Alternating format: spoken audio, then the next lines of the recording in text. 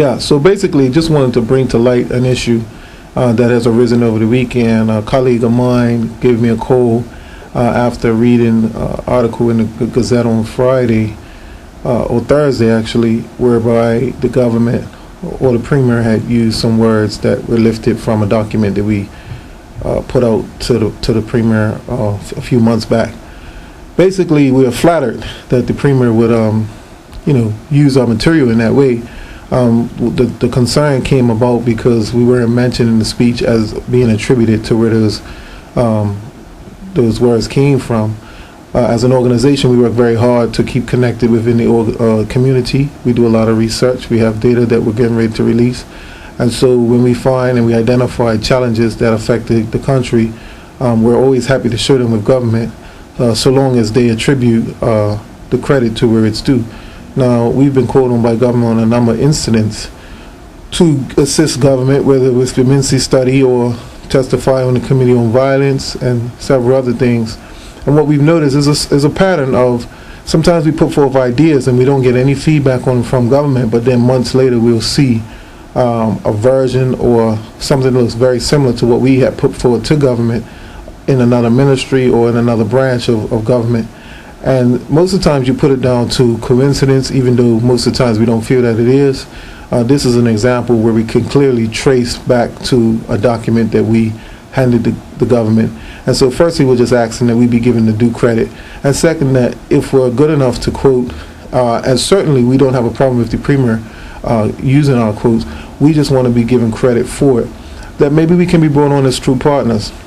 And that brings the real issue, which is the government is going to have to do more than just talk about empowering youth and young people. They've been saying this now for a number of years, but we haven't really seen the evidence of that.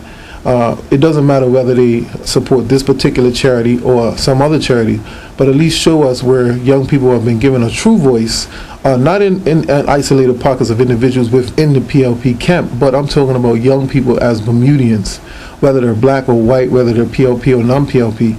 Most of the innovation taking place in the world today is coming from young people and young adults. And if Bermuda is going to be successful in reforming itself and reinventing itself, it's going to require young people to be involved through their ideas, through their thinking, and actually to do a lot of the heavy lifting.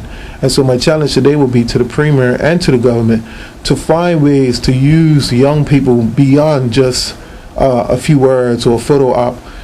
Give them some of the contracts, give them opportunities to prove themselves. And even if they make mistakes, even if we make mistakes, that is all part of the learning process. But if no one never gives us an opportunity, we will never get the experience. Some of my friends who are running for government have been telling me about people saying that it's not their time. Well, I'm 34 years old. Some of my colleagues are in their 30s. If it's not our time now, when is it going to be our time? I would argue that some of the people who are running the country maybe been there too long. No, that's just my personal opinion. But the point today is about if the government is serious about putting young people in positions of power, then let the evidence show that. With regards to the youth council that the government is talking about revitalizing, I support that 100%. However, Bermuda's youth parliament is the youngest youth parliament of all the youth parliaments. Most youth parliaments start at 18 and finish at 26. This allows young people to get involved in politics beyond school age and at some point take it up as a career, either before college or during college. When it comes to Bermuda's parliament, it starts at 16 and most of them finish at 18 because we don't have access to our young people beyond school years. So let's not take the easy road and continue to do what really doesn't work, and let's be proactive and let's reach out, let's find a way to attract young talent beyond 18 years old, beyond the school years, and let's get serious about bringing young people on board within Bermuda's network of decision making. Have you had a chance to reach out to government to express your concerns, and if you have, what was the response? I reached out to a friend of mine, David Burr, who is actually works very closely with the Premier, just to basically identify to him that we had picked up on it, and to give him an opportunity to really explain, what transpired. Unfortunately, we didn't get a chance to speak right away, but we did eventually speak, and so I basically gave him the courtesy of forewarning him that we were going to the media to let them know about what has transpired, and so that they can be prepared as best as possible. I would like to make it very clear, our job is not to, or intention is not to smear or even damage the relationship we have with government. Our only intent here is to shine a light on the fact that young people are prepared in the community. Our ideas are being used on a regular basis without being given credit, not just us. Sometimes it's for business, sometimes it's for social issues, sometimes it's for projects that young people could do. For example, I think that young people could have taken up the census and done a much better job than some of the people who were involved in doing that.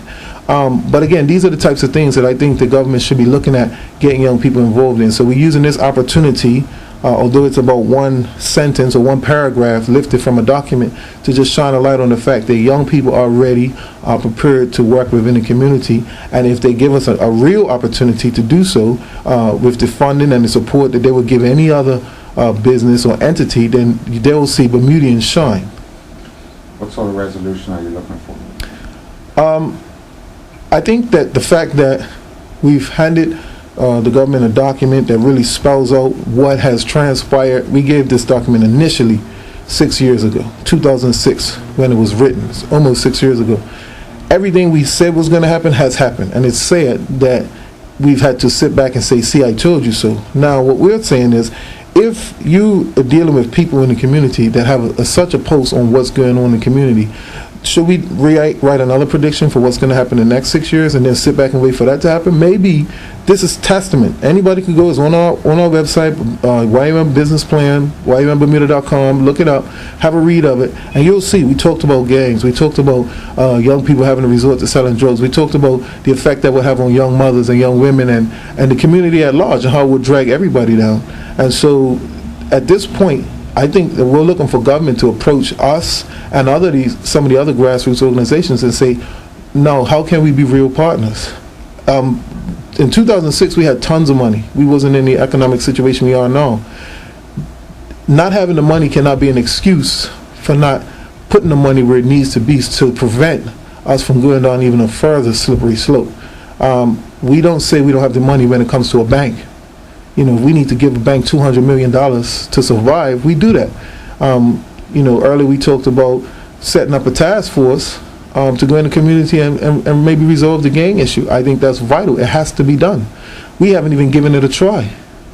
If we spend $500,000 trying and it doesn't work, at least we tried it. But we haven't done anything thus far, and young men will continue to shoot each other, to disrupt the island's reputation, and to get dished out sentences. Now we're giving out sentences of 32 years. Basically, that person's life is destroyed. Maybe of the undoing.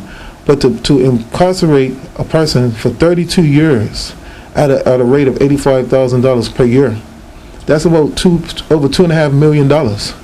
So just if we can save one person, that program will pay for itself. So the resolution we're looking for is an approach from government saying, you've been asking for an opportunity to do something in the community for years now, literally years now.